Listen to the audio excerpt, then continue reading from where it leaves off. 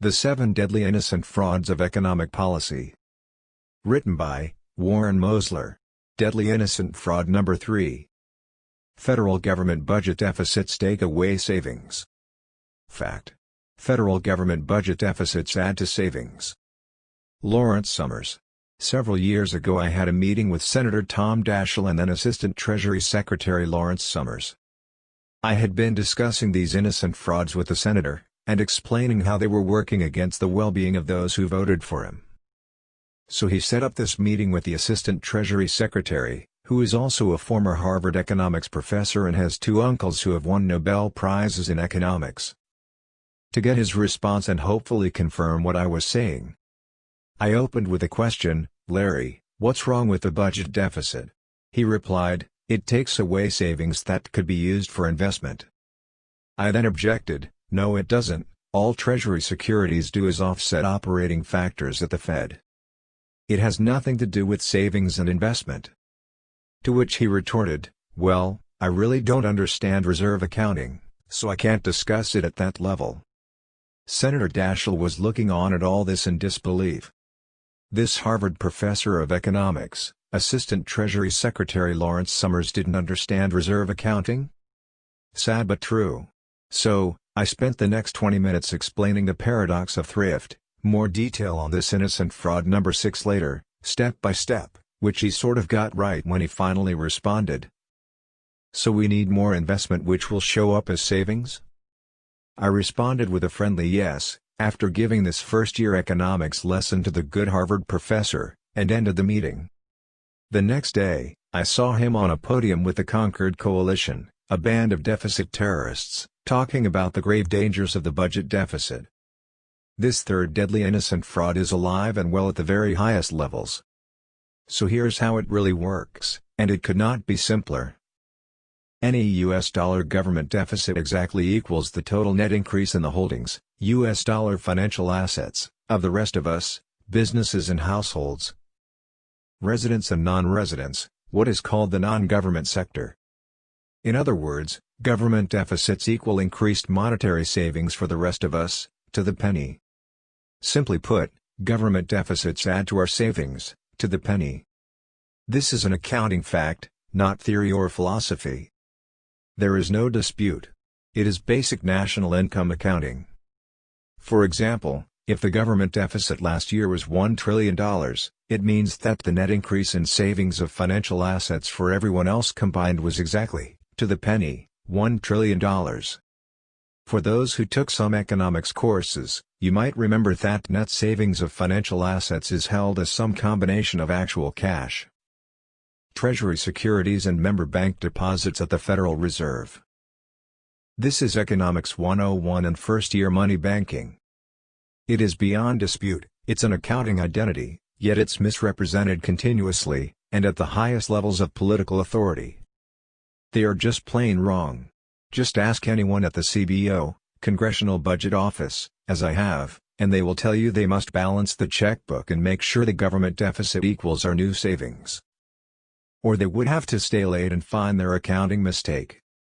As before, it's just a bunch of spreadsheet entries on the government's own spreadsheet. When the accountants debit, subtract from, the account called government when government spends, they also credit, add to, the accounts of whoever gets those funds. When the government account goes down, some other account goes up, by exactly the same amount.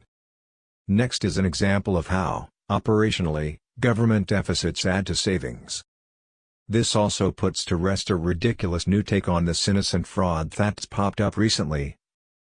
Deficit spending means the government borrows from one person and gives it to another, so nothing new is added, it's just a shift of money from one person to another.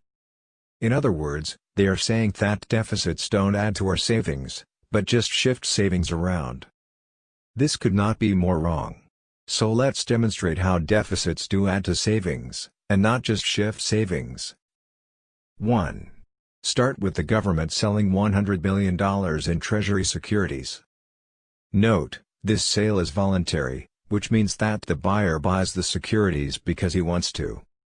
Presumably, he believes that he is better off buying them than not buying them. No one is ever forced to buy government securities. They get sold at auction to the highest bidder who is willing to accept the lowest yield. 2. When the buyers of these securities pay for them, checking accounts at the Fed are reduced by $100 billion to make the payment. In other words, money in checking accounts at the Fed is exchanged for the new Treasury securities, which are savings accounts at the Fed. At this point, non-government savings is unchanged. The buyers now have their new Treasury securities as savings, rather than the money that was in their checking accounts before they bought the Treasury securities. 3. Now the Treasury spends $100 billion after the sale of the $100 billion of new Treasury securities, on the usual things government spends its money on. 4. This Treasury spending adds back $100 billion to someone's checking accounts. 5. The non-government sector now has its $100 billion of checking accounts back, and it has the $100 billion of new Treasury securities. Bottom line, the deficit spending of $100 billion directly added $100 billion of savings in the form of new Treasury securities to non-government savings. Non-government means everyone but the government. The savings of the buyer of the $100 billion of new Treasury securities shifted from money in his checking account to his holdings of the Treasury securities, savings accounts. Then when the Treasury spent $100 billion after selling the Treasury securities, the savings of recipients of that $100 billion of spending saw their checking accounts increase by that amount. So, to the original point, deficit spending doesn't just shift financial assets, U.S. dollars and Treasury securities, outside of the government. Instead, deficit spending directly adds exactly that amount of savings of financial assets to the non-government sector. And likewise, a federal budget surplus directly subtracts exactly that much from our savings. And the media and politicians and even top economists all have it backwards. In July 1999, the front page of the Wall Street Journal had two headlines. Towards the left was a headline praising President Clinton and the record government budget surplus, and explaining how well fiscal policy was working. On the right margin was a headline stating that Americans weren't saving enough and we would have to work harder to save more. Then a few pages later, there was a graph with one line showing the surplus going up, and another line showing savings going down. They were nearly identical, but going in opposite directions, and clearly showing the gains in the government surplus roughly equaled the losses in private savings. There can't be a budget surplus with private savings increasing, including non-resident savings of U.S. dollar financial assets. There is no such thing, yet not a single mainstream economist or government official had it right. Al Gore. Early in 2000, in a private home in Boca Raton, Florida, I was seated next to the then presidential candidate Al Gore at a fundraiser dinner to discuss the economy. The first thing he asked was how I thought the next president should spend the coming $5.6 trillion surplus that was forecasted for the next 10 years. I explained that there wasn't going to be a $5.6 trillion surplus, because that would mean a $5.6 trillion drop in non-government savings of financial assets, which was a ridiculous proposition. At the time, the private sector didn't even have that much in savings to be taxed away by the government. And the latest surplus of several $100 billion had already removed more than enough private savings to turn the Clinton boom into the soon-to-come bust. I pointed out to candidate Gore that the last 6 periods of surplus in our more than 200-year history had been followed by the only 6 depressions in our history. Also, I mentioned that the coming bust would be due to allowing the budget to go into surplus and drain our savings, resulting in a recession that would not end until the deficit got high enough to add back our lost income and savings and deliver the aggregate demand needed to restore output and employment. I suggested that the $5.6 trillion surplus which was forecasted for the next decade would more likely be a $5.6 trillion deficit, as normal savings desires are likely to average 5% of GDP over that period of time. That is pretty much what happened. The economy fell apart, and President Bush temporarily reversed it with his massive deficit spending in 2003. But after that, and before we had had enough deficit spending to replace the financial assets lost to the Clinton surplus years, a budget surplus takes away exactly that much savings from the rest of us. We let the deficit get too small again. And after the subprime debt-driven bubble burst, We again fell apart due to a deficit that was and remains far too small for the circumstances. For the current level of government spending, we are being overtaxed and we don't have enough after-tax income to buy what's for sale in that big department store called the economy. Anyway, Al was a good student, went over all the details, agreeing that it made sense and was indeed what might happen. However, he said he couldn't go there. I told him that I understood the political realities, as he got up and gave his talk about how he was going to spend the coming surpluses. Robert Rubin. 10 years ago, around the year 2000, just before it all fell apart, I found myself in a private client meeting at Citibank with Robert Rubin, former U.S. Treasury Secretary under President Clinton, and about 20 Citibank clients.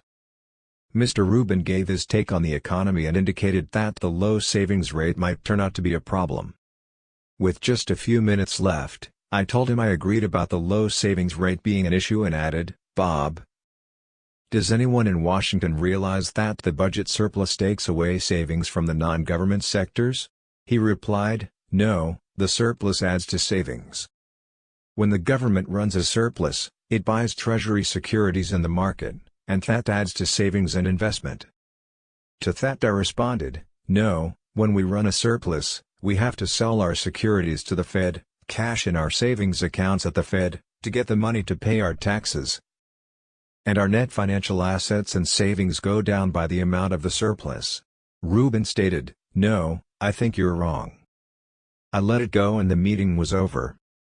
My question was answered. If he didn't understand surpluses remove savings, then no one in the Clinton administration did. And the economy crashed soon afterwards. When the January 2009 savings report was released, and the press noted that the rise in savings to 5% of GDP was the highest since 1995. They failed to note the current budget deficit past 5% of GDP, which also happens to be the highest it's been since 1995. Clearly, the mainstream doesn't yet realize that deficits add to savings. And if Al Gore does, he isn't saying anything. So watch this year as the federal deficit goes up and savings, too, goes up. Again, the only source of net U.S. dollar monetary savings, financial assets, for the non-government sectors combined, both residents and non-residents, is U.S. government deficit spending. But watch how the very people who want us to save more, at the same time want to balance the budget by taking away our savings, either through spending cuts or tax increases. They are all talking out of both sides of their mouths. They are part of the problem, not part of the solution. And they are at the very highest levels. Except for one. Professor Wynne Godley.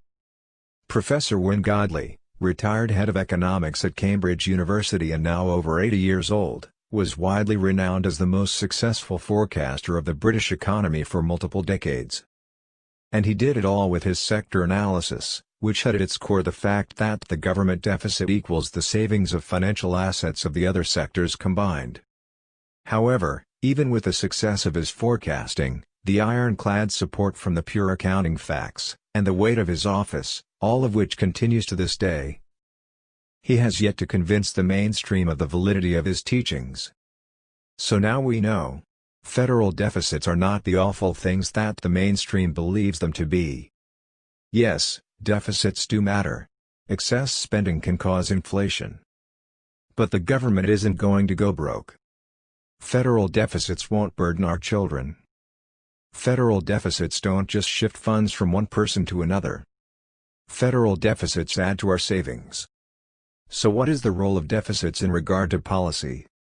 It's very simple. Whenever spending falls short of sustaining our output and employment, when we don't have enough spending power to buy what's for sale in that big department store we call the economy, government can act to make sure that our own output is sold by either cutting taxes or increasing government spending. Taxes function to regulate our spending power and the economy in general. If the right level of taxation needed to support output and employment happens to be a lot less than government spending, that resulting budget deficit is nothing to be afraid of regarding solvency, sustainability, or doing bad by our children. If people want to work and earn money but don't want to spend it, fine. Government can either keep cutting taxes until we decide to spend and buy our own output, and/or buy the output, award contracts for infrastructure repairs, national security, medical research, and the like. The choices are political.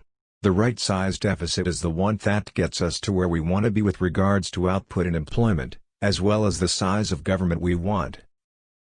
No matter how large or how small a deficit that might be.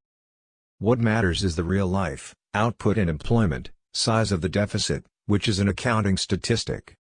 In the 1940s, an economist named Abel Lerner called this functional finance, and wrote a book by that name, which is still very relevant today.